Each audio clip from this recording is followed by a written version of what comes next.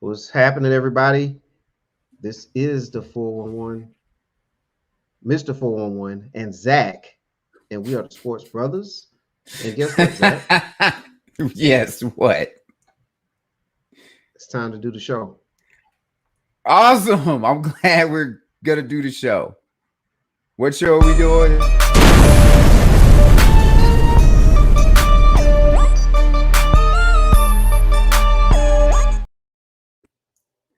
This is the Sports Brothers, correct? That is absolutely correct. It Okay, is I the just wanted to Sports make sure I was in the right Brothers. place. I thought I might be in the wrong place, but I got it now. No, you are where you're supposed to be, and that's All right. in the studio. Sounds good. All right. So, welcome to the Sports Brothers show. He is Zach. I'm Mr. 411. Today is September 23rd, 2021. And we're going to talk about basically a lot of football today and a little NBA talk. And we also have a special guest with us. But before we do that, Zach, Heels. I finally caught up and watched Heels. And I thought the episode for me was it was a slower paced episode. Obviously, it feels like this is the episode where they want to set things up. So, and they want to kind of let you in more with the characters and kind of just kind of let you know who they are and how how their characters change and develop throughout the season.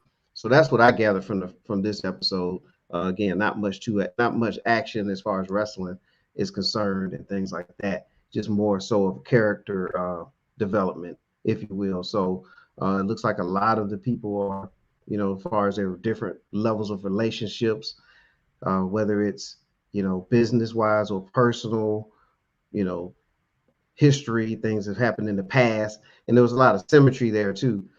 So I thought it was a solid episode. It's one of those where you can still kind of do other things um, and still watch it and not miss anything. Because really, you need to hear more than you need to see, in my opinion, as far as this episode. What about you? For me, it was a poor episode. The first one that they really had. It was a filler episode. Um, yeah, we can go into the life stuff or whatever. Some of it, to a degree, doesn't make sense because they have such a small community. And we go back to Ace doing what he did to uh, what is it, Bobby's leg or whatever, breaking it, Yeah. When he what when he have broke you. it, yeah. That kind of doesn't make sense. That in such a small, tight knit group, they let something like that happen, but it did. And then Rooster looks like he will be leaving, going to that Florida uh, wrestling league now, and totally understand it.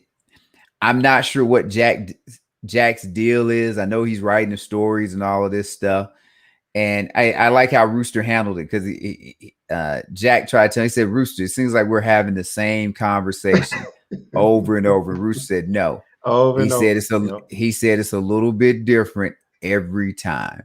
And you know what? Rooster was correct because there is always a something.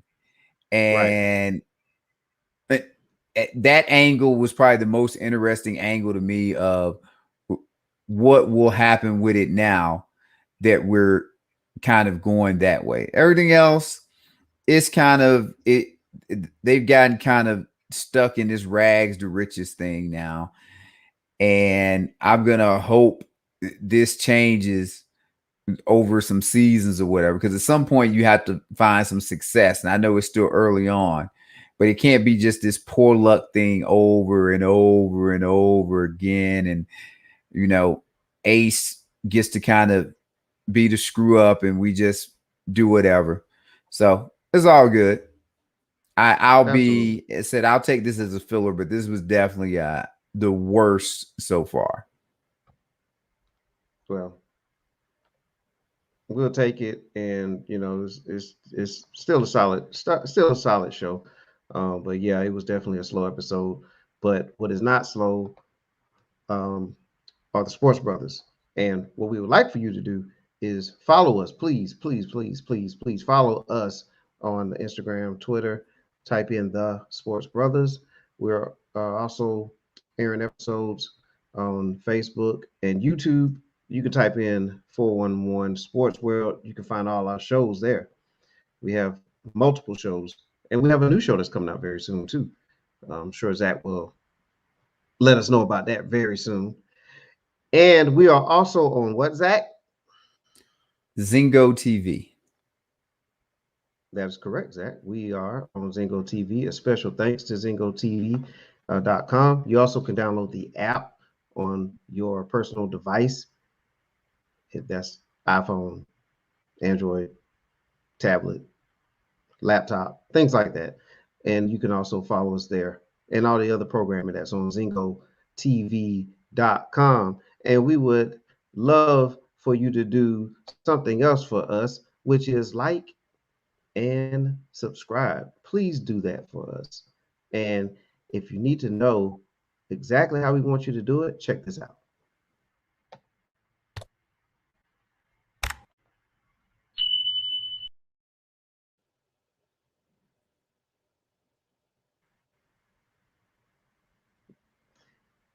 Not going to cheese as much on that, but we really want you to do that. Like and subscribe. Also, we have a sponsor that we love to give a shout out to, and that's Miss Heavenly Spa. Heavenly Spa Mobile, 2484 Ingleside Avenue, Building A, Suite 101A, Macon, Georgia 31204. Reach her at 478-747-9231. And here is Miss Rainey. Hi, I'm Latanya with Heavenly Spa Mobile. I'm a licensed massage therapist and owner. I've been practicing 18 years. If you're in need of any stress relief, tension, muscle, body aches, or just want to relax, you need to get yourself a massage. And please come check me out again at Heavenly Spa Mobile. I'm located at 2484 Ingleside Avenue. And I can be reached at 478-747-9231. Or you may go online to heavenlyspamobile.com. I look forward to seeing you soon. All right, we thank Miss Heavenly Spa. Zach, our next segment, in case you missed it.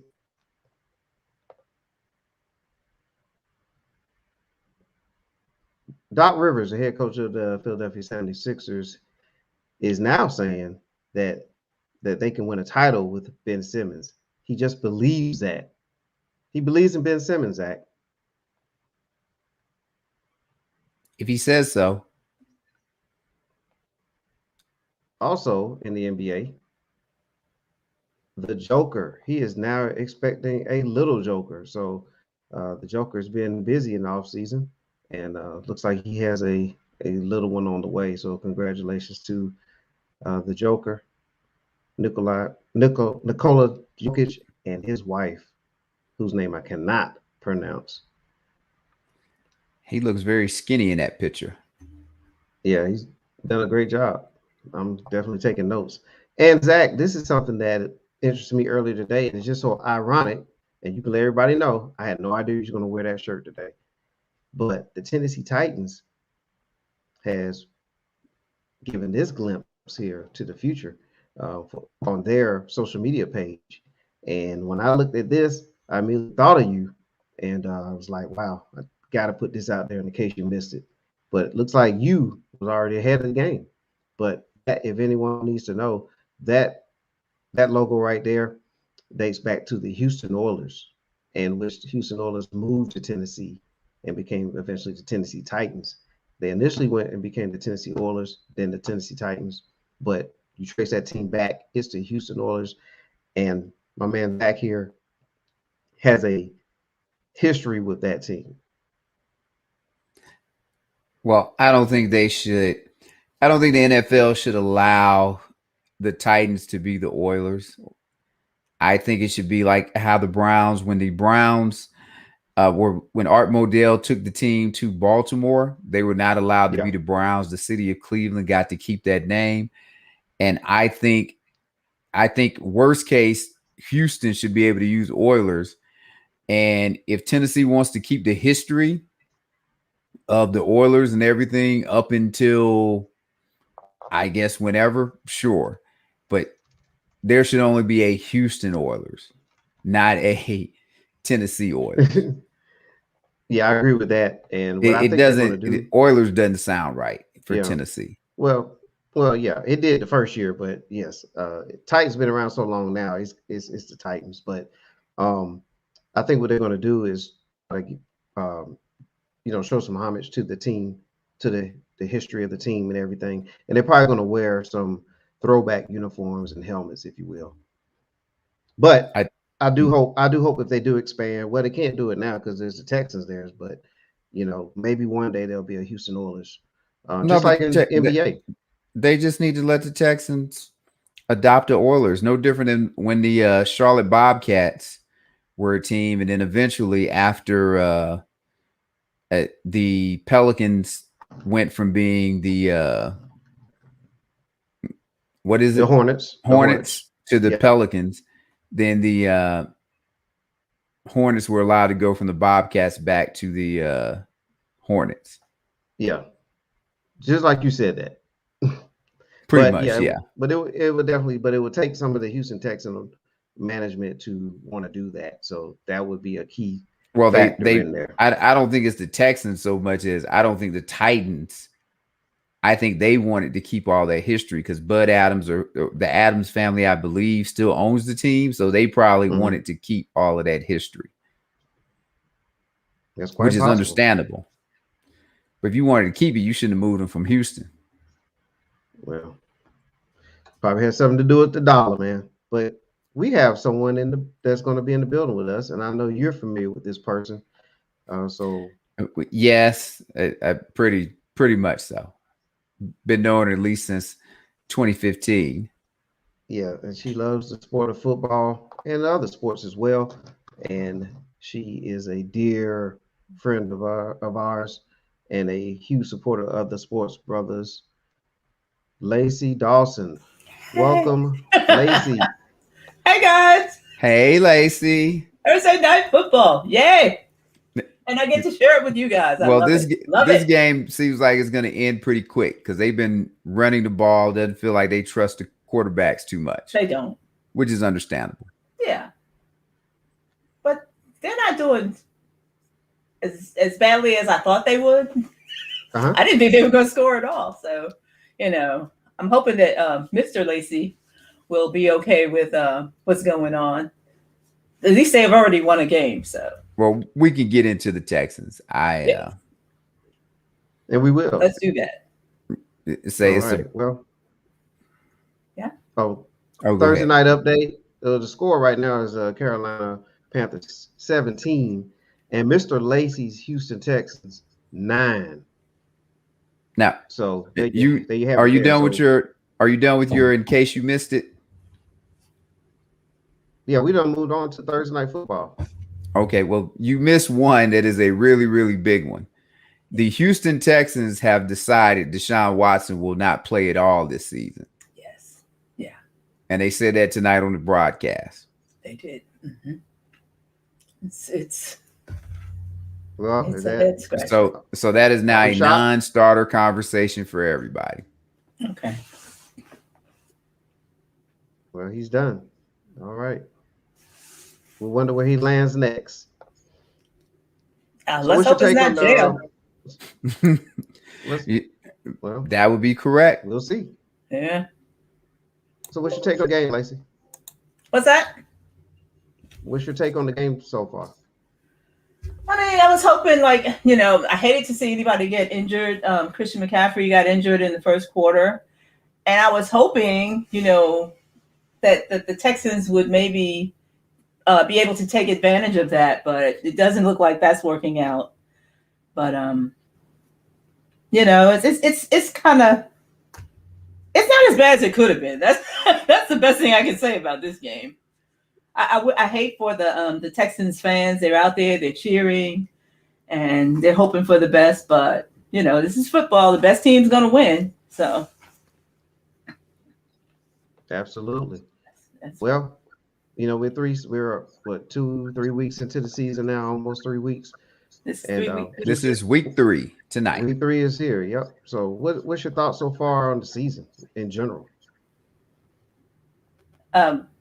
Me? I thought we were going to get Zach's take on the Texans. Oh yeah, we can get to that. Is that okay?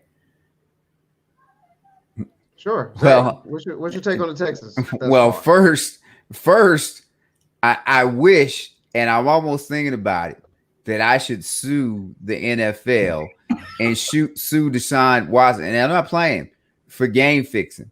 The Texans are not that bad of a team, and I don't understand what they're doing.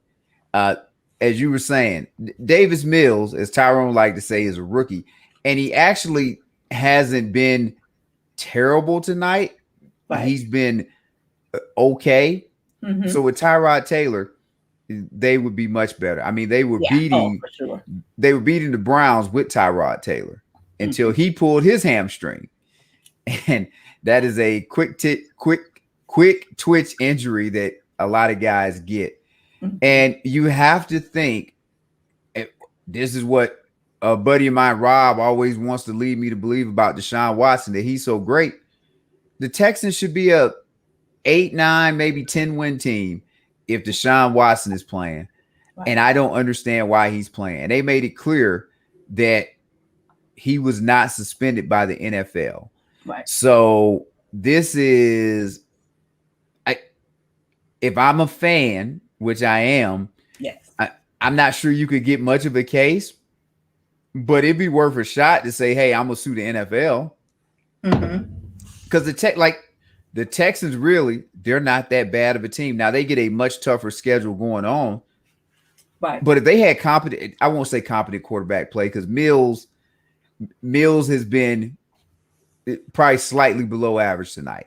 So if they had a guy like Tyrod Taylor that's an average NFL starter, or Deshaun Watson that is above average, I think they would be able to compete. Right. So it's a shame. Always have been. Yeah. Yes, it's a shame. I don't know what the organization you just said, hey, maybe he's going to jail. So you know what? Maybe Deshaun Watson is going to prison, and it's just that we don't know all of the facts, and the NFL doesn't want to jump on it yet. Right. And maybe that's just what it is. Maybe they read the reports, because you and I talked about this a few weeks ago, Lacey. But maybe they have looked at all the information from the women. Mm-hmm. Maybe they've talked to the Houston prosecutors or whatever, and they're just like, he's going down or something. I don't know. I don't get it. Well, and I really don't. With the media is quite rabid at this point, so I believe that if something like that was really going on, that there's no way to that doesn't get leaked at some level. I think the bigger problem is that they can't figure out what to do, because whatever the investigation is taking too long, they refuse to make a decision.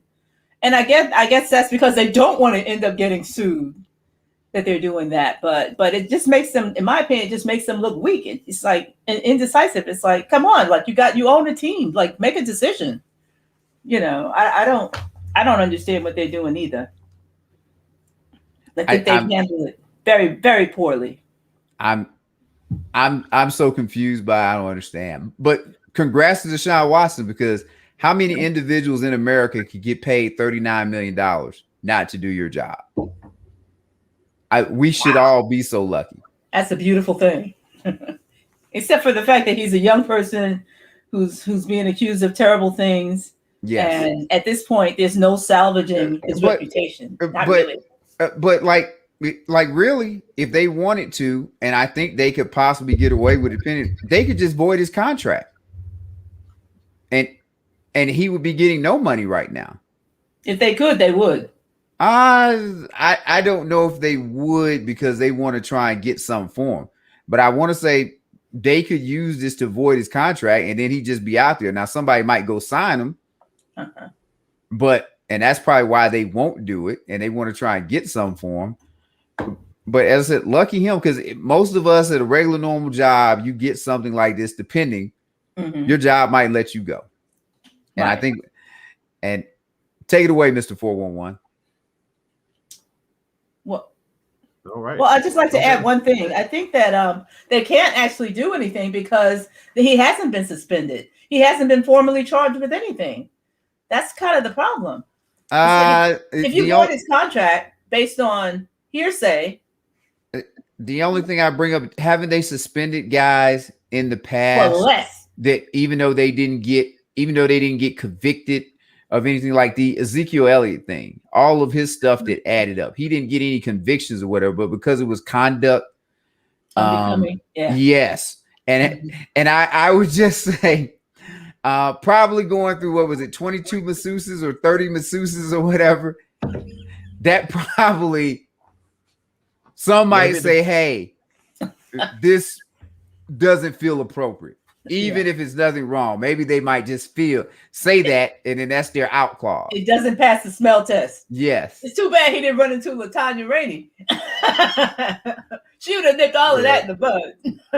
Yes. Yeah, way to tie that together, Lacey. All right.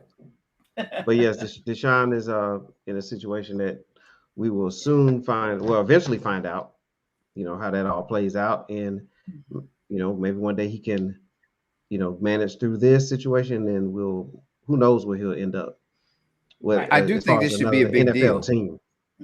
Like this should be a big deal because a guy is not playing this year, but he's not suspended and he's not on the commissioner's exempt list. I still would just say, why is he not playing? Yeah, I agree. I agree with you. It's wasteful. Because this was LeBron James, it'd be in the news every day of why LeBron James is not playing, even though he's not suspended, not on any exempt list. I guess Houston's not a big enough market for people to make a big deal about it. I don't know what the problem is. Well, Deshaun Watson is not Tom Brady either. So, he's known, but he's still not a Tom Brady. He's not in that kind of class. So got you. He's not accomplished enough. He hasn't done enough in the NFL, is what you're saying. Mm-hmm. Oh, you can say it that way too. Well, yeah. I mean, he's done a lot though. But you know what I'm saying? There's levels to all of this. So I mean, he's definitely a all-pro, NFL talent, all-pro player, but he's not in that level of a Tom Brady. Like, if it was Brady, Patrick Holmes, excuse me, Patrick Mahomes, it would be in the news every day. It's just he doesn't have quite the same star quality, I guess. That cachet. But also in the NFL, Lacey, a player you're familiar with, Derrick Henry, and a player that my Seahawks are familiar with.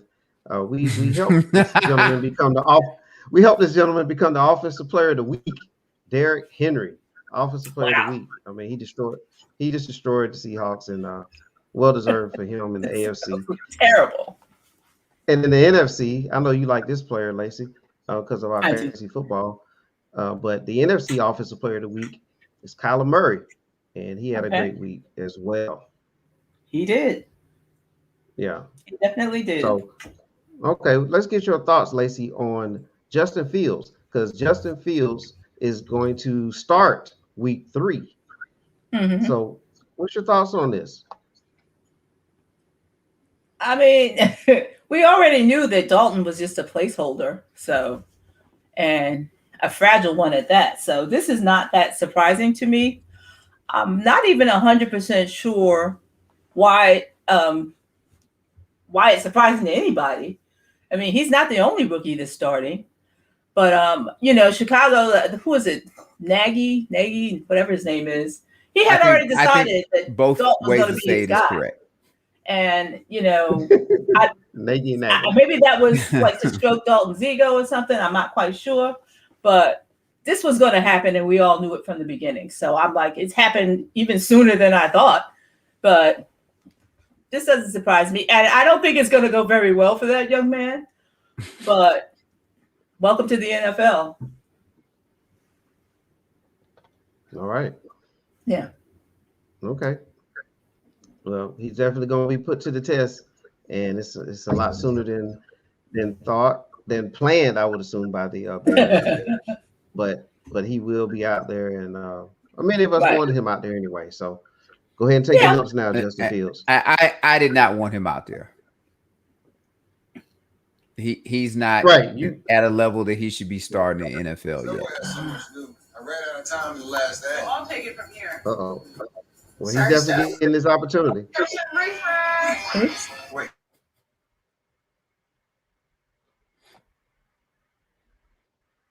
All right, what you got next, Mr. 411? Oh, I was trying to make sure I get Lacey back on first. Let's get her take. Oh, she's speaking. Okay, Ms. Lacey, sorry about that. We had a technical difficulty there. Oh, okay. Okay. What was the question? Oh, okay. Here it is. I think Zach followed up with the Justin Fields saying he didn't feel like he should be out there anyway. So yeah, he didn't feel like he needs to be out there now. But you know, he's out there now, and he's got to do what he's got to do, and we'll see. He's going to definitely make rookie mistakes.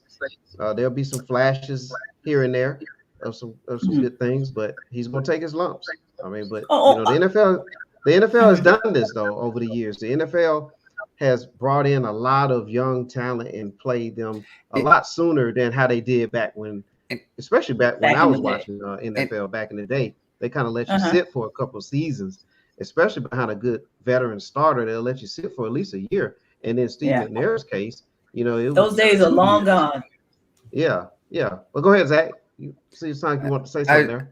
I was just gonna say, when you say rookie mistakes, that just kind of it chafes me, because if you tell me the coverages they running, they don't have new coverages in the NFL like that.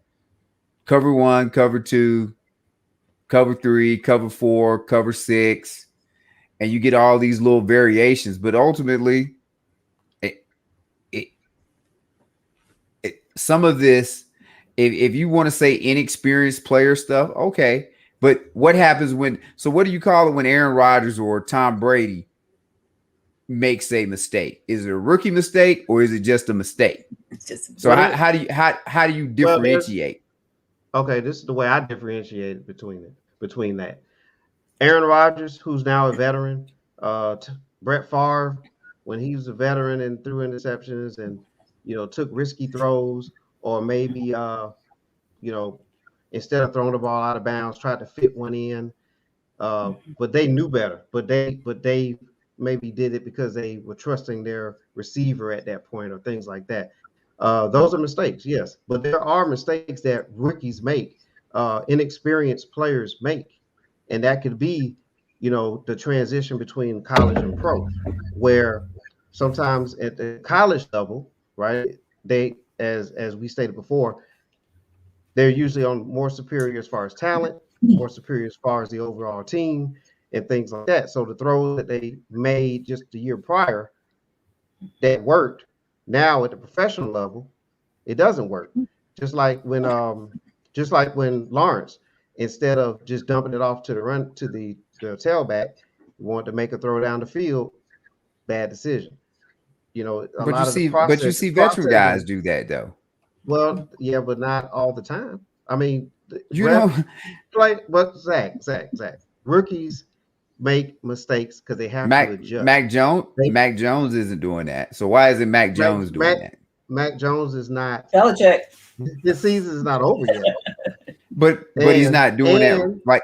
Like you would lead me to believe that, but you're leading me to believe that just because somebody's a rookie, that Mac they Jones is he a rookie? Zach, it's my turn. Mac Jones, the sample size is not over yet. There'll be time for him to make mistakes as well.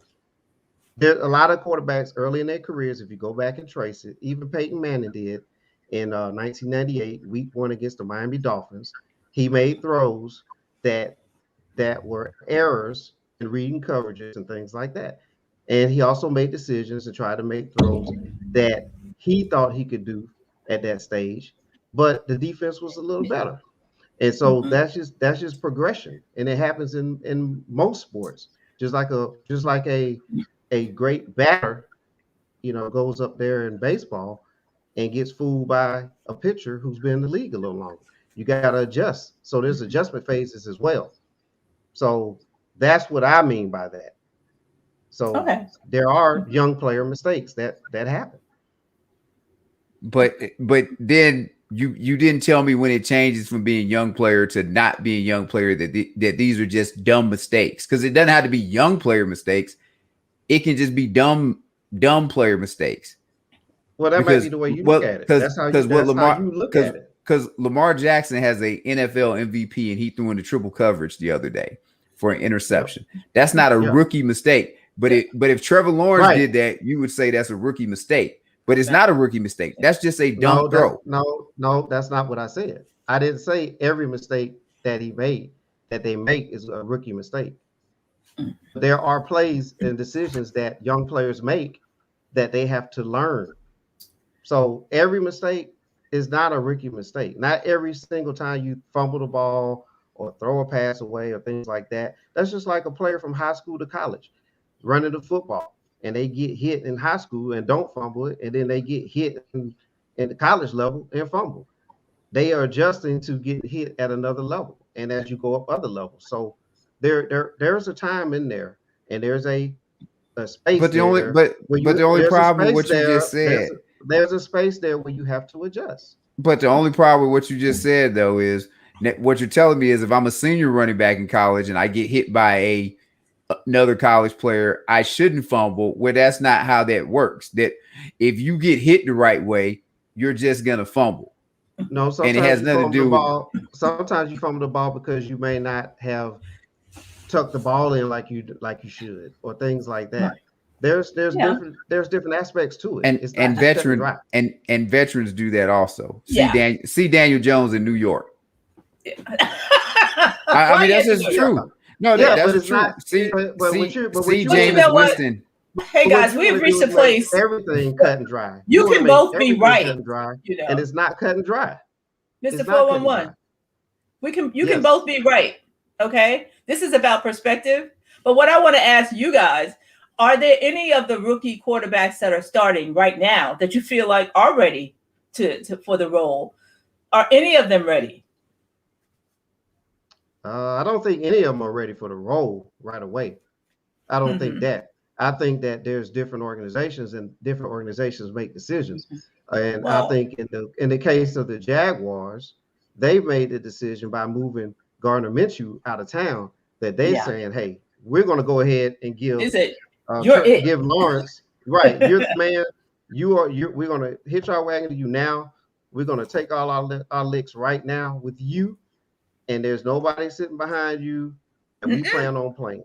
And in other places, crazy, right? Well, I mean, yeah, it's a decision of the Jaguars, but in other places, like for example, I think the Bears wanted a veteran there. They already kind of had Dalton there anyway, but when Fields fell in their lap, they drafted him. But you can tell there that they were going to have like the veteran and then the young lion learn, and then at some point you get him in there. But it all depends on the situation. But as far as every rookie quarterback at this point, I don't think any of them are ready. I think that, because even Peyton Manning wasn't ready, if you will, when he came into the NFL, but they gave him the reins. So it just depends on the organization and what their decisions are as far as the play time. So who do you think is the best of the bunch, Mr. 411? Oh, well, I think that Trevor Lawrence is the best of the bunch. I think he's the. Are you serious? Yeah, I do. Oh. I think he has the arm, the size. He has the whatever you want to call that. It factor is like his trajectory is heading that direction, in my opinion. Of course, he has to adjust on some things, but I think he has the tools to be a league MVP. He has the tools to lead a good team to a Super Bowl. Once the team that he's on, it may not even be in Jacksonville, but the team where he has enough of the talent plus his experience when he gains that. I can see him leading a team to a Super Bowl. Okay, that's fair enough. And Zach, do you have an opinion about the rookie class this year? I think when they have people like Mr. 411 that are going to give them excuses, they're going to play bad. I think when you go to New England, where the standard is, this is the standard. I don't care if you're a rookie. I don't care if you're a 20-year veteran. This is the standard. There is no whatever to it. Because if Lawrence was in New England, if Lawrence was in New England, he wouldn't be doing what he's doing now. And organizations that are bad, you can kind of see why they're bad, because they put these guys in and they let them do this stuff. And what Mr. 411 is saying is just so wrong or whatever, that in your opinion, that you let these guys go in and take their lumps. Nowhere in film session do you say, okay, we're going to go out here. We're going to run these first 9 plays. And within these first 9 plays, we're going to throw an interception, Trevor. No one says that. Not the plan. Whatsoever. So if this is the mentality that these organizations have, I can see why they're losing. Because if a guy can't go out there and Lacey, if a guy can't, this is my turn, Mr. Lacey asked you who's the quarterback. Lacey asked you who's the quarterback. And he's explaining how he's reasoning it out. Lacey can redirect me if she wants, Mr. 411. Yeah. Don't worry about it. At any rate, all of these guys can play if you keep them within the system and tell them the do's and don'ts or whatever. You watch them in practice. If they're not going out there doing what they're supposed to do, you shouldn't. Justin Fields just played last week and he was terrible. He should not be playing. He did not perform to the standard. But now when you let him go out there again and again and learn on the job and all of this other stuff, that is the standard you're setting for him, instead of lighting his ass on fire every time he screws up. Same thing with Lawrence. If Lawrence is supposed to be so great, he shouldn't be throwing interceptions. And I don't care. And if Lawrence can't read a basic cover 2 and see that they're trying to hide it and go to a single high or go from a single high to a cover 2, or they're using robber coverage or all of these different things, his ass don't need to be playing in until he can understand the playbook. Because if Lawrence was not Trevor Lawrence and he was a 4th round quarterback, they wouldn't accept that. But because he's a 1st rounder, they're doing it just like up in the Jets, which is turning bad, kind of like I thought. And as Mr. 411 said, it's only 2 games. But this kid, and I told y'all, Coastal Carolina game, doesn't look like he can play at this level. It just doesn't. So we'll get to see how it keeps going. But I just think I'm sorry. Right is right, wrong is wrong. And I'm sorry. I don't live in the gray. You either right or you wrong. The standard is the standard. I'm not changing the standard because you're a rookie. Get to the standard. And if you can't get to the standard, that's why we got guys behind you. Yeah. So again, who is your best of the bunch so far?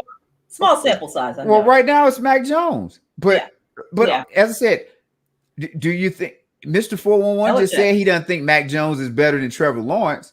So if you don't think he's better than Trevor Lawrence, it's the organization. Because I damn sure don't think Mac Jones is better. And I didn't think Mac Jones should be starting. Right. So I'm dumbfounded that he's able to play at this level and do like he's doing. But we already know Belichick just ain't going to go for certain stuff. Right. Yeah. And he's allowing him to play the kind of ball that allows him to meet the moment. You know, he's smart. Belichick is although old dude said he's not a genius, he's pretty smart. You know, he got rid of Cam because he knew what he had in Mac Jones and that he could make their game fit his skill set. And that seems to be working out to a degree. I mean, they beat up on the Jets, but who doesn't? And I probably take this more personal, Mr. 411, because I played football and I played on the other side. So a guy going out there giving the ball to the other team is not something I'm going to be happy about. Right. Get somebody else in there that can perform. And if this is what the organization has decided, then kind of like Ben Simmons, I might need to be a part of another organization. Fair enough. All right. I feel like we covered everything there. Mr. 111, how about you? Well, we're not done yet. We're not done yet, basically, because you have something that you want to discuss. Uh-oh. And it is near and dear to your heart. So we need to. It is. So we're gonna play a couple of things and then we'll let you talk about it. Let's go! Let's go! Let's go! Let's go!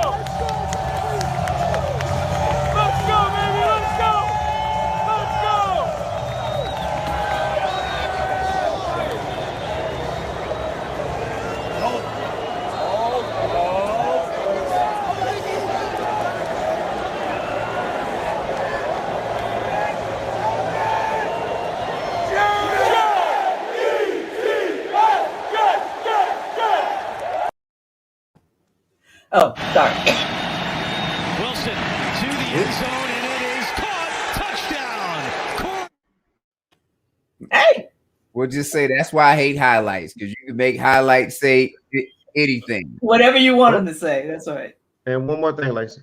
If there's one play that sums up the New York Jets, this one has to be it. This Patriots winning off the edge. This Jets lineman is probably holding. There's a Patriot charging up the middle at Zach with no blocking at all. This Jets dude is being pancaked on the ground. We have these two idiots staring at each other like, yo, what are we doing? I don't know, let's just stand here. We have 78 touching his own lineman. On top of that, we have two receivers with zero separation, and the cherry on top has to be Zach Wilson throwing this pick. And Corey Davis has no hops.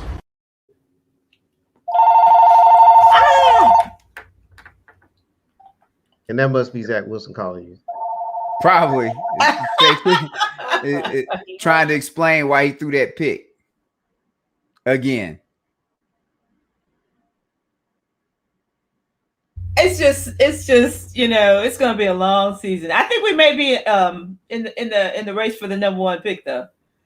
I believe we'll be leading the pack.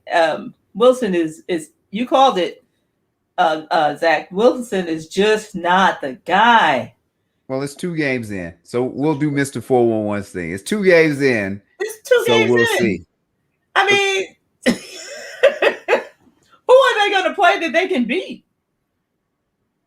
I think the plus or minus was 5.5 wins this year, so someone expected them to either win 5 or 6 games. So they're supposed to be able to beat somebody. They don't have enough together. They don't have a running game like to speak of. The receivers are. I mean, it's just a mess. And I'm still a Jets fan. I always will be, but I'm writing off this season. I don't see that getting better. Like what could change like in the next few weeks to make that team better? The quarterback. Well, that's not going to change. Well, no, I mean him getting better decision making. Because honestly, this is the deal. You're not getting another quarterback next year, so he's going to be your quarterback for at least 3 years. So he has to get better. If not, then you're looking for the next guy. Yeah, and it's hard to find a quarterback. Okay. Yeah, I mean. Just what we've seen so far is pretty awful. Okay. I'm gonna have to like step out for just a moment. Omaha. You're good. Omaha. All right, Zach, we can jump into our locks of the week. Okay. Mine will have a familiar. Uh-oh.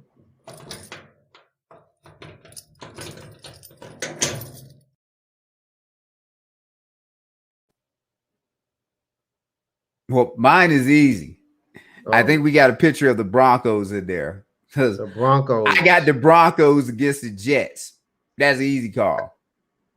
Very good call. And Vegas agrees with it also. So I don't know what the point spread is, and this is more just taking them to win. But the Broncos beat the Jets. They probably cover the points unless the points are like 100. But that is my lock of the week. We'll see how that goes. All right. Well, my lock of the week is another AFC matchup. And the team I'm selecting as the lock of the week is the Las Vegas Raiders over the Miami Dolphins. So that's my lock.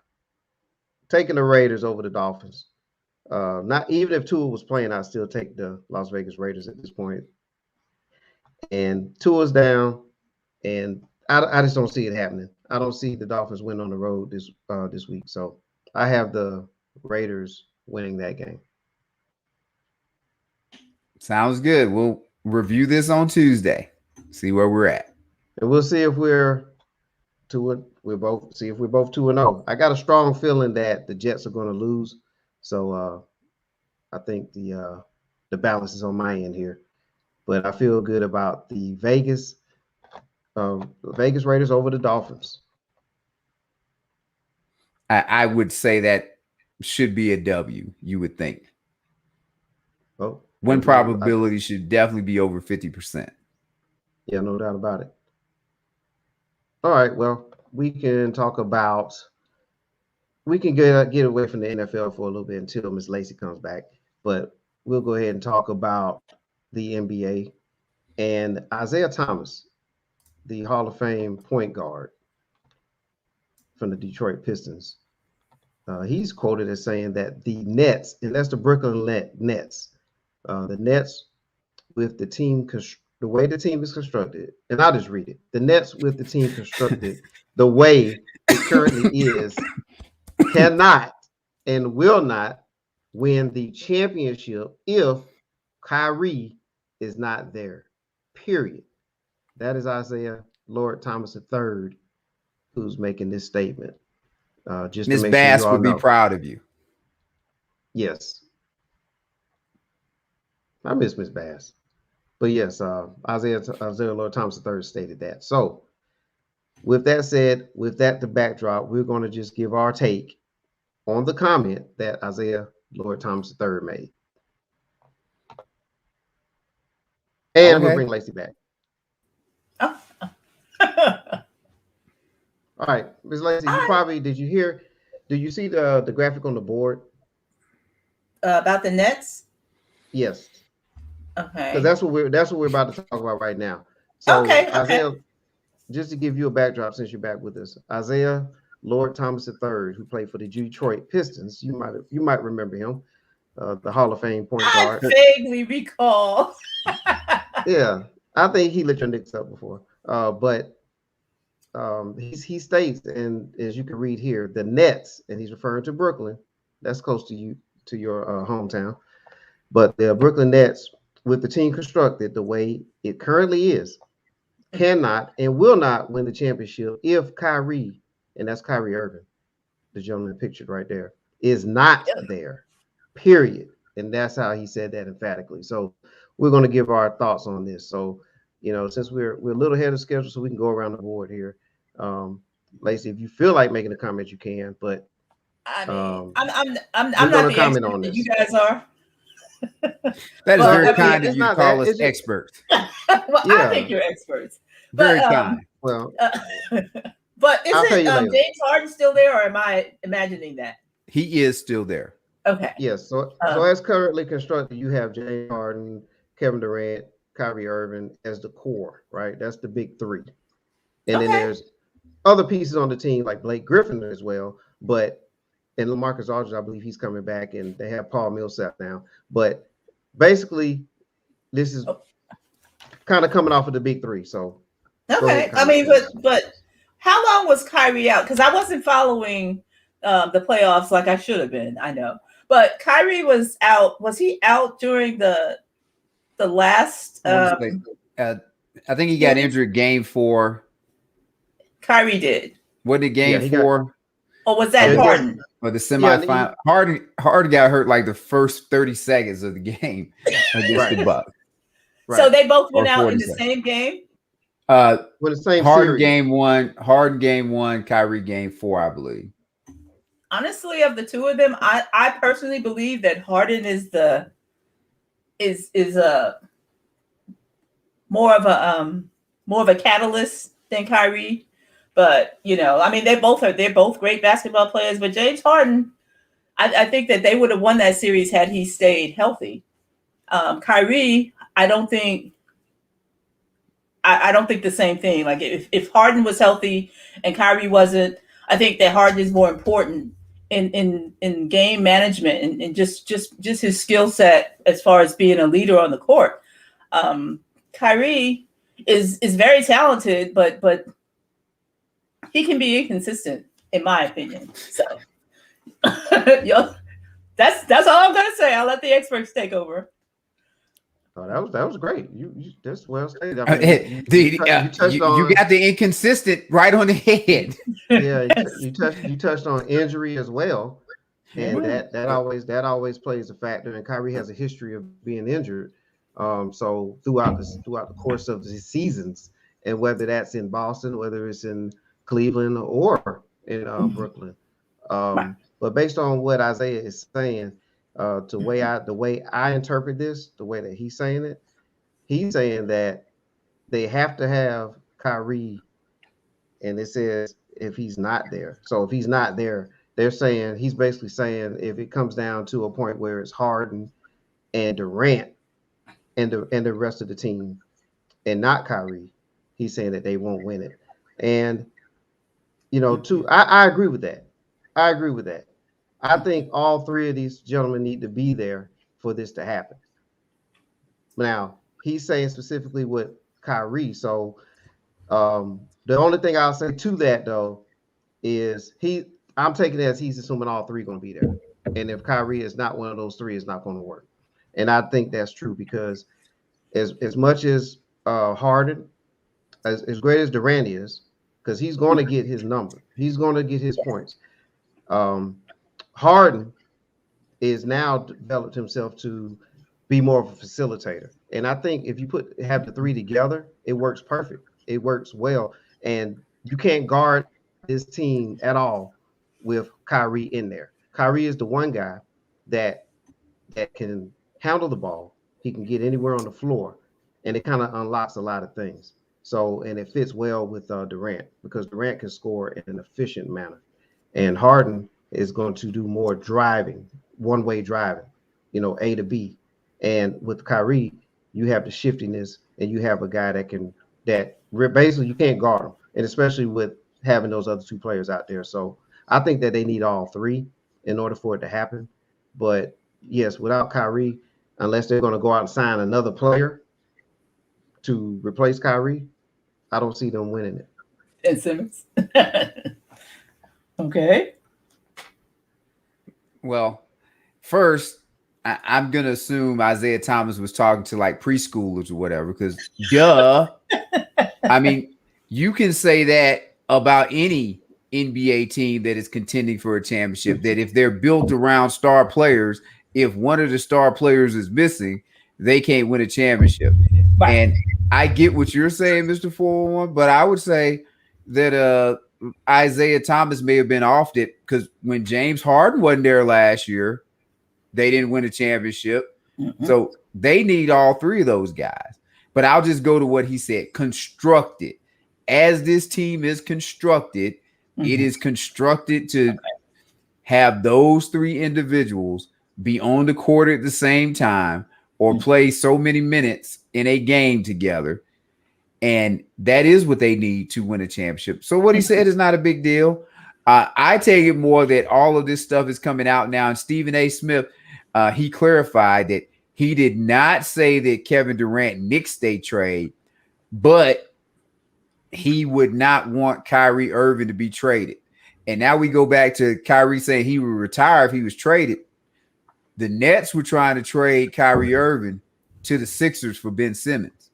So the Nets don't believe in this team like everybody else believes in this team, because if they did, we wouldn't have to hear Kyrie talking about he going to retire. We wouldn't have to hear that Kevin Durant doesn't want to play without Kyrie. So if they don't believe in what they got, I shouldn't believe in what they got. Mm-hmm. And I think a flip for Ben Simmons would be great for both parties. Yeah. Because Kyrie is going to go down. When you said he's inconsistent, really, Lacey, what you should have said is he's consistent, because he is inconsistent, but he's consistently inconsistent. So like he gives you what he gives you all the time. He's going to give you some numbers. Right. And when you need him most, he's going to be injured outside of the 1 year with LeBron where he hits the shot. So not a big deal to me. We'll see what happens, but none of those guys have carried the load for a team that's won a championship. Right. And there's no reason for me to expect that if either one of them were to get hurt, that they could do it without the other. They all kind of need stars around them, or players. Like they can't do what Antetokounmpo did last year. They're going to need. Okay, gotcha. Even Durant can't do that. I would say that he cannot, because he's had a multitude of opportunities to prove it. Right. He hasn't. Yeah. He has to have a supporting cast. Well, and also with KD, Kevin Durant, like with Giannis was super effective on the defensive end as well as scoring the ball. So that's where the difference lies there. But the three players, the big three with the Nets, I mean, all three of them in there, you're not stopping them. I mean, they put 104 points up in the playoff game, the three players. Yeah. So they have that type of ability, and it fits. and that's the key. It fits. So of course, as long as they stay healthy, but again, we said about a lot of teams and a lot of players. But yeah, Isaiah is the right statement. But you could plug in another player too and say that. Yeah, that's the thing. It's And- like Kyrie's not irreplaceable. Yeah. Well, as I say, I'm taking it that he was talking about as the team is constructed. Right. I'm not taking it that he's saying that if you could trade Kyrie for Curry, that they wouldn't be able to win now. I'm just gonna go as a team constructed. Kyrie doesn't play because of injury again, which always happens. Right. That is it. Now, what I'll be interested to see is the NBA is going to make emphasis on these unnatural moves that players do to get fouls. How will that affect James Harden's scoring? I mean, that's the truth. Like people talk about now, I don't know how many points he gets from that. Just flopping, but now it's an art form. But if he if James Harden scores say 8 points less a game because he doesn't do that anymore, is he the same player? And I don't know. I guess we'll see. But something like that will make a big difference. And even that, I'm sure KD gets away with some of those. So all of this is going to affect offensive players. They're offensive players. Yeah. How will that affect them? Yeah. I think it's going to work out for them because they're all three of them on the same team now. So now, when Harden is by himself in Houston, and he was going to the line 11, 12 times, that was needed. And now that's not really needed as much now. Yeah, I mean, they had to double. You have two other guys. Yeah, right. Mm-hmm. So how can you do that? You can't double any of these guys now. Oh, but Lacey, let's circle back around because you received a phone call. Well, you received a phone call for the Jets, because of those videos that we played. So what did they tell you? What did they tell you? They said they're going for the #1 pick. That's what they said Wilson's our guy. Yeah, no, they said Wilson is not our guy. At least, he's just not enough of a presence. I mean, I'm not even scared of him. Yeah, they're not going to tell you that. Like whoever, I don't know who made the pick, but you're married to him for 3 years. Oh my goodness! Who is it? Mitch Trubisky is the probably the, I guess what you can use as a test. Kind of like the prototype, or the precedence, because he was in I think Chicago for 3 years, or was it 4 years? What about Sam Darnold? He actually was there for 4 years. Darnold. So and if you go, I don't know if Darnold was there for 4 years. Mitchell Trubisky was in Chicago for 4 years. Yeah. And he was a #2 pick. And now he's in Buffalo as a backup. So he will be there. Yeah. We got no choice. It's kind of like Trevor Lawrence in Jacksonville. The problem is that the teams like the Jets and the Jaguars, they're acting like all the problems are at quarterback. And that they're not addressing the real issues. It's like if your offensive line can't protect your quarterback, then it doesn't matter who it is. They're not gonna be successful. If your defense can't hold other teams, hold them off a little bit, you're not going to be successful. They're acting like the quarterback is the only position that matters. And it's just watching that is frustrating because it's and it's very important, but you have to look at other and with the Jags, they gave Urban Meyer $10-12 million when he's never coached in the NFL before. So they wanted star power. Yeah, I'm gonna keep beating up on Mr. 411, but this is part of the problem with Lawrence. He can take it. That you let him go out there and you give him these damn built-in excuses instead of, as I said, look at Mac Jones. Mac Jones should not be outperforming Lawrence. Not with the discrepancy that you have right now that you're seeing between them. Right. Lawrence shouldn't be the second worst quarterback in the NFL. Who's he second to? Let me guess. What? Never mind. I take that back. Don't answer that. I'm sure you can guess. I already know. Green and white. Damn it. And we're just going these guys just got drafted. Mm-hmm. So and this is an offensive friendly league. So some of that Mr. 411 I get, but this is an offensive friendly league now. You can come in as a quarterback and be successful. Like they're terrible right now. Right. And that's just poor decision making. Yeah, the team. No. The Jaguars, The Jaguars are. No.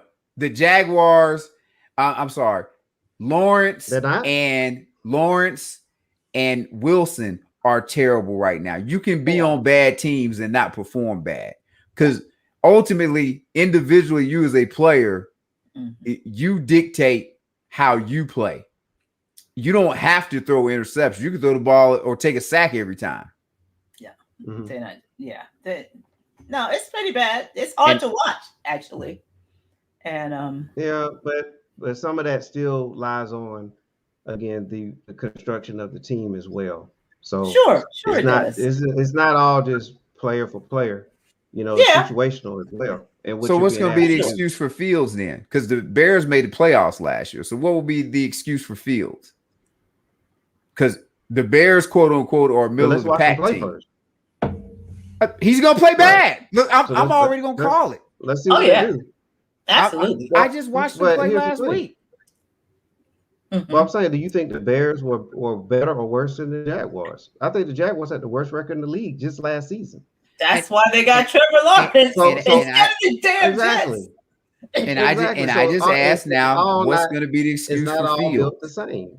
So what's going to be the excuse for Fields when he goes out there and he's having 2-3 interception games or fumbling the ball everywhere?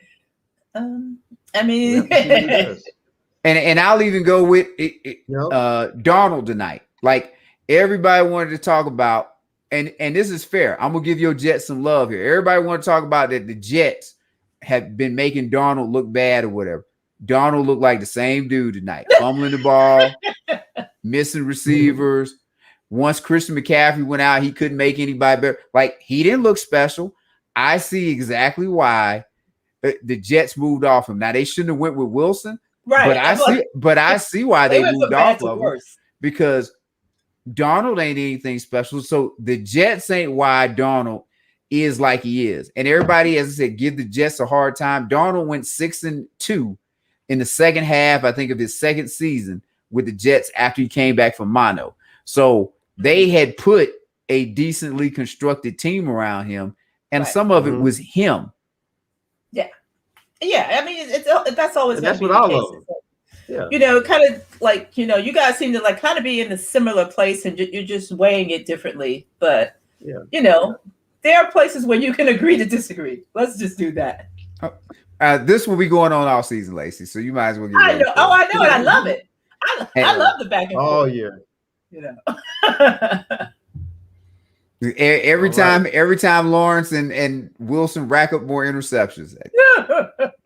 Because I just think if you play smarter, you eliminate some of that. Right. So, okay. Yep. And that takes some athletes it take time. Mm-hmm. Yep. Jameis Winston here we go. Hadn't learned it yet. Yeah. Yep, he didn't. Okay. So who's next? And it won't be all. All right, Zach, you had something to say about Kendrick.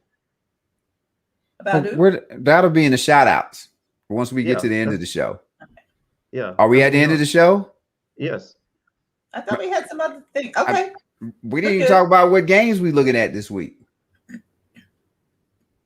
Well, what games you looking at this week? I'm looking at all of them. So there you go. Well, we were actually supposed to talk about some key games. Yeah. Yeah. Which game are you looking at? Oh, well, first, I think I got a thing. Rams Bucks. Both teams are undefeated. Oh, wow. Yeah. That's going to be just one amazing. picture, but not the right picture. But Rams Bucks. And I'll be interested to see how things go. And since you had that picture up there, that guy right there is would be my prove something to me player. Right. And there we go. Let's get back to him. Go ahead. Matt Stafford has not proven anything in the NFL. And he would be my Lawrence comparison of, okay, we keep giving guys passes or what have you. and then we get to Stafford. So he's the test, because they also said this about him, like they said about your guy Donald, Lacey. So is it the organization or is it him? He'll get an opportunity to prove it at home, I believe, against the Bucks. Now, he can't win the Super Bowl when they play this game, but he can earn him some credit or get him some credit. Because, look, and I can tell you like this, I done had this a whole bunch of my life. I couldn't get credit because of poor decisions I had made, and I go apply for credit, they not giving me none. So Matt Stafford. You mean literal credit? Yes. So Matt Stafford wants to get some credit. This is his opportunity to go out there and get some credit, because he done made all these bad decisions or whatever. Right. And I ain't giving him credit for any of that. He wants to get it. He can get it this week, and we'll see. I think goes. He'll show you something. I think he will rise to the occasion. We gonna see, because he doesn't have the excuse that he doesn't have a team around him now. Yeah, he's got a good team, and I think he's gonna show up and show out. So I don't know if he's gonna beat Brady, but he's gonna show up and show out.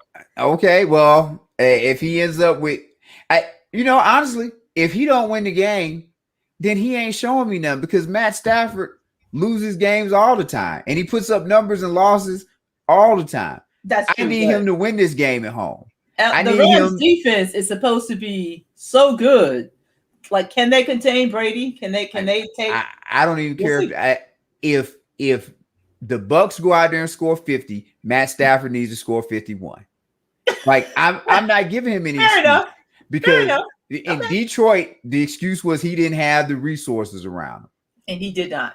He's supposed. Oh, okay. Well, he's got it around him now, and he's got the coach that everybody loves. That is a genius. In fact, saw him tonight in a chunky soup commercial or whatever tonight. Oh my goodness! All right. Anything to add, 411? Not to that game. Okay. I mean, there's enough said about that game. That one goes without said. I mean, you have Tom Brady, and we'll get to see. There's a good test. So that is a game. That is an excellent game to watch. I want to hear from you about the Falcons and Giants. Why do you have to do stuff like that? This is a game of opportunity right here. Look at here. If the Giants can't win against the Falcons at home, I feel like Saquon needs to show up and show out this game. There you go. There you go. See, now you're learning, Lacey. That's right. Prove it to me. Show me something. If you're still in there somewhere, if you can't show out against the Falcons, who have made themselves available to every running back that they faced, they have just kind of laid down and let them walk all over them. Come on, Saquon. Let's do this. Yeah. That's where I am. All right, good. I expect you got to get this. You got to do this. And honestly, Daniel Jones is very quietly doing good work. They're not winning yet, but they're in a situation where they will. If we just have a running game, I think that will help Daniel Jones out immensely. And I still have hope. Unlike the Jets, I have hope that the Giants have somewhere to go but down. I feel like they have some room to move up, and that's what I would like to see. I am looking forward to it. All right. Well, the game I'm looking forward to is the Seattle Seahawks and the Minnesota Vikings. Really? Yes, because he's a Seahawks fan, and that's I know, but it's like that should be a cakewalk. Well, what? That's where we differ. I don't think cakewalk for who? Neither team. And I think that this is a game right here that Seattle has to, it's not a must win, but they need to win. They must win. They need to bounce back from the home opener loss, which they haven't done that in years. Lose at homes under Pete Carr, I believe it was like over 10 years. Oh man, yeah, yeah. And so, but that was we can't afford home losses, especially when it's a game where you pretty much had it in the bag, and then you blew it. So Got to come back, got to bounce back against a NFC opponent, which is a potential playoff opponent. I mean, a playoff contender. So you got a divisional type of game. You need to get these divisional wins when they present themselves, and we'll get to see because the Seattle's actually been gashed a lot this on the defensive end. So we need to tighten up and get a good victory, and this will be a solid one. So I like to see how they bounce back. Okay. Yeah. And most of these other matchups didn't intrigue me. So me personally, I feel like Minnesota is one of those get right games. Where they're not. They're tough. They're not. They're tough. They are definitely not. They have a defense. Their quarterback is a plus quarterback. They got running backs. They got a running back, and they got plus receivers. They are a real team. Like they are middle of the pack team, and really they just more like Charlie Brown. Or if you want to go life can't get right. Like you get in position last week to kick a field goal, and you don't kick the field goal to win the game. But they like the way they're performing, they gonna get the coach fired. But the team should they definitely don't have no excuses. They should really the Vikings should probably be low end in Super Bowl contention. Like they should be one of the teams that you talk about. Well, I think Zach on one of our episodes, we both had the Vikings making the playoffs. They have good personnel. Now, I don't like their quarterback too much, but they got good, and he's my second fantasy guy, but they got good they have solid NFL personnel. If you took kind of like how Tampa Bay was last year, if you took, say, Aaron Rodgers and flipped him out with Kirk Cousins, you'd feel differently about them. If you took Tom Brady, you'd feel different. The reason why you don't like Minnesota is because of Kirk Cousins. I mean, that's just the truth. You don't know, like as you said about Kyrie, inconsistent. You don't know what you're gonna get from him, and you really don't. And he's made all this damn money, and it's a shame. And then, worst case, he ain't vaccinated. What? He's not vaccinated and ain't getting vaccinated. So any week he could pop up and he can't play now. That's just infuriating. But I hate the way that they are wasting Dalvin Cook's talent. I would agree. I would agree. I would think that I would take the edge with the Seahawks because they have Russell Wilson, but who knows? And if I can throw Seattle, and that's the thing with Seattle, you never know. Seattle has a tendency to lose games when you think. Well, they used to have a great defense, and I don't know what happened to that. Yeah, they paid the quarterback a lot of money. Yes. I mean, okay. They did. You got to figure out where to spend your money. He went from making like $3 million to $30+ million. I wouldn't turn that down either. Well, yeah, that's a whole nother thing. I mean, I wouldn't turn it down. I'll play for less than that. But yeah, but when the Legion of Boom was there, Russell Wilson was a young pup then, and he was the matter of fact, he wasn't even supposed to be the quarterback, right? What is he now? It was Matt Flynn who Seattle was veteran looking at. Plus. Russell Wilson was Mac Jones in New England. And that's why I said these rookie quarterbacks can play better if you keep them on a tight leash. Yeah, I agree with that. But now, Mr. 411 knows that my son is also a huge Seattle fan. I have no idea why. I'm talking like from LaDainian Tomlinson days. It's like, kid, like, what are you doing? I'm from New York. My husband's from Texas, and he's a Seattle fan. It's like, come on. Seattle's wait a minute. Seattle overall, they're at least a average NFL franchise. Like they've been, at least since I've known since the 80s, they've been kind of like there most of the time. Like, they made the playoffs, maybe lose in the first round. So now I don't know how you get popular back then when they really weren't on TV like that. But wasn't go ahead. Well, I was gonna say, depending on how old your son is, would dictate who he knows, but if you go on Marshawn Lynch probably is He attractive loves to Marshawn people. Lynch. Yeah, he was probably a good character. And then back when they had who's the quarterback that I love, we said we want the ball and we're gonna score, and then he throws a pick six, and he throws a pick, losing overtime. Yeah, see, now you're getting into the like I said, my son was a Seattle fan, but I'm old school. I'm from New York, and I'm like, in New York, we like our New York teams. I can't even imagine like my favorite team is like the Lakers. like Mr. 411. I can't stand the Lakers. I will always hate them. I will always hate, what's his name? Reggie Miller, for what he did to my Knicks. I will always hate him. I'm a New Yorker. It's like we love our team so hard that I can't understand like how you can like even get to a place where you love anybody else. Like, but one of my sisters moved to Washington, D.C. like maybe 20 years ago, and she was like, "Go Redskins." I'm like, "What the hell? You're a New Yorker. You're a Knicks fan." We're like, "What are you doing? Like, what are you even saying?" I was like, "I don't understand how you like I'm from the Bronx.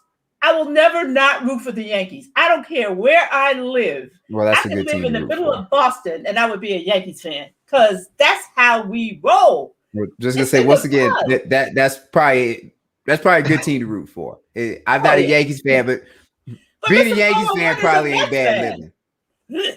I mean, I'm a Mets fan too because like I love my New York teams, but like if the Yankees are playing the Mets, I'm rooting for the Yankees. You love the Mets. But Mr. 411 is from, I believe, from Georgia, and he's a Mets fan. It's like, I mean, his father's how do you get there? His father's from up north. Well, my his father's from Philly though. My dad's in the Philly. My dad's in the Philadelphia and I area. definitely know his dad. Long story there, right? But yes. Oh my. But yes, your son is the your son is a Seahawk fan. I think he probably became that around the Sean Alexander days, maybe. Yes. Oh, was that the one before LT? Yes.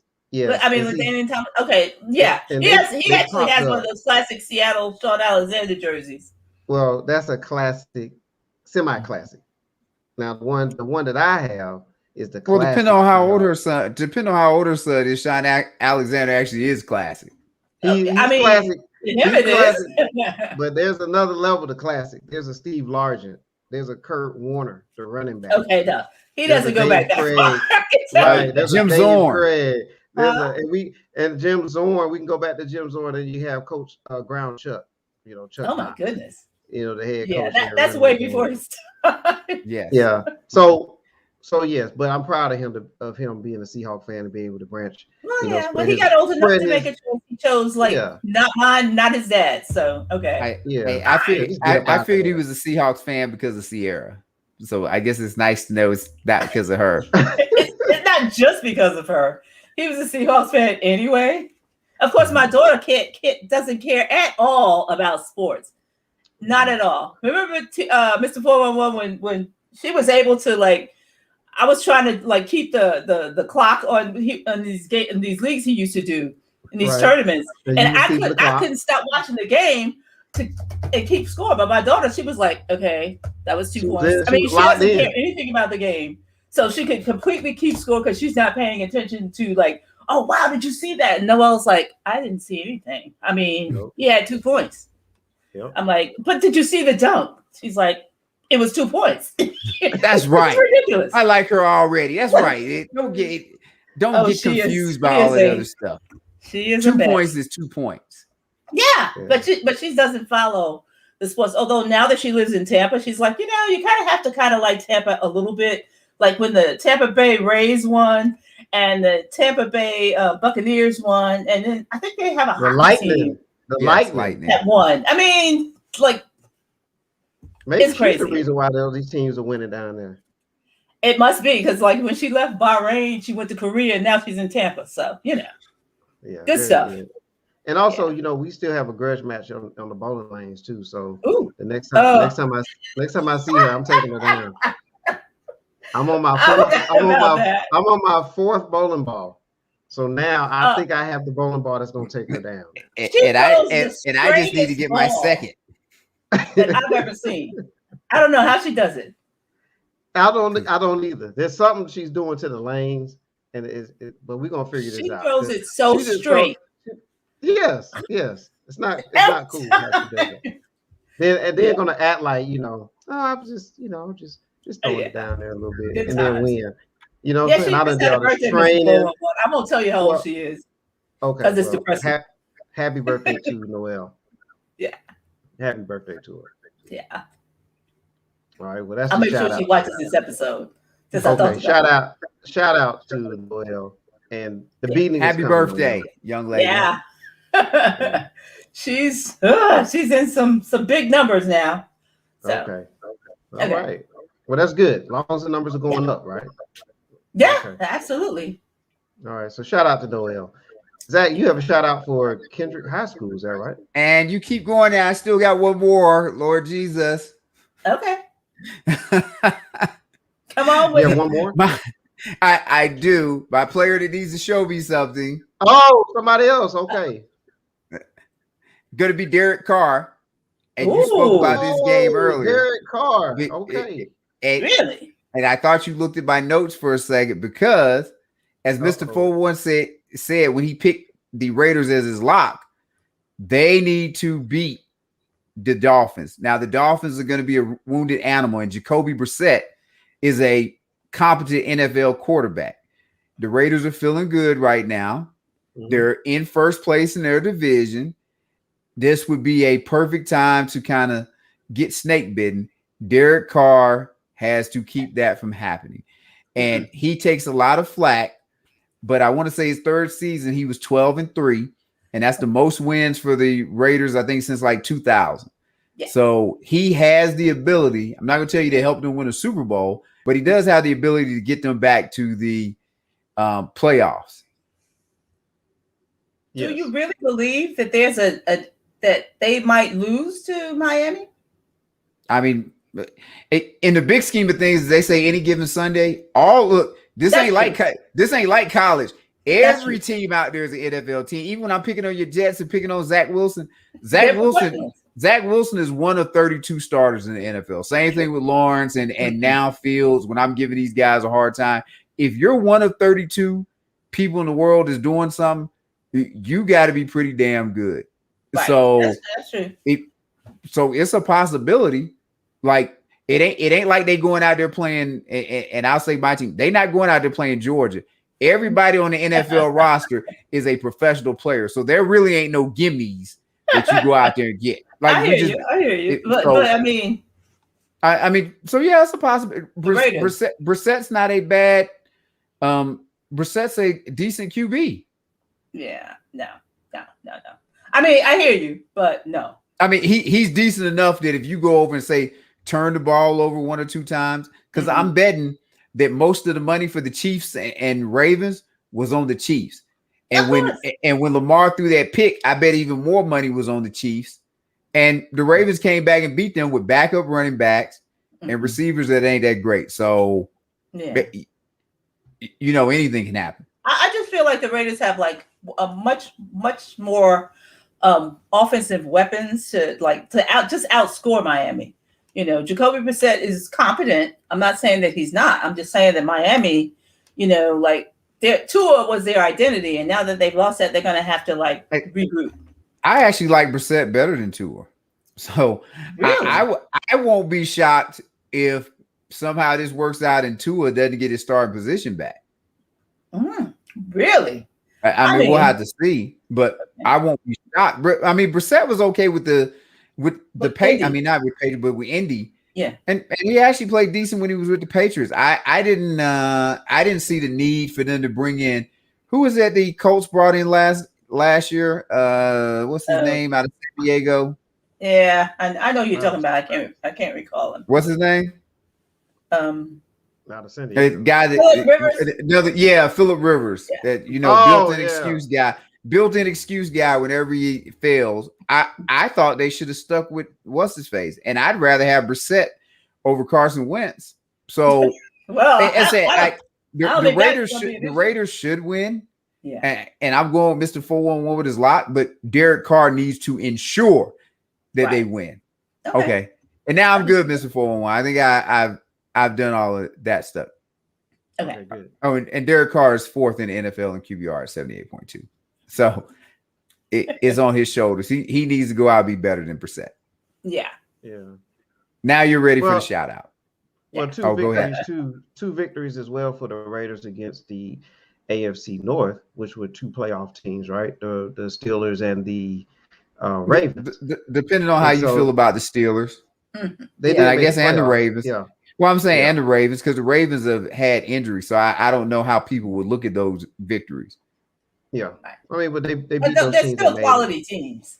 Yeah. You know. And so I would say now so. you would think, hey, Dolphins, you got to take them out. But, yeah.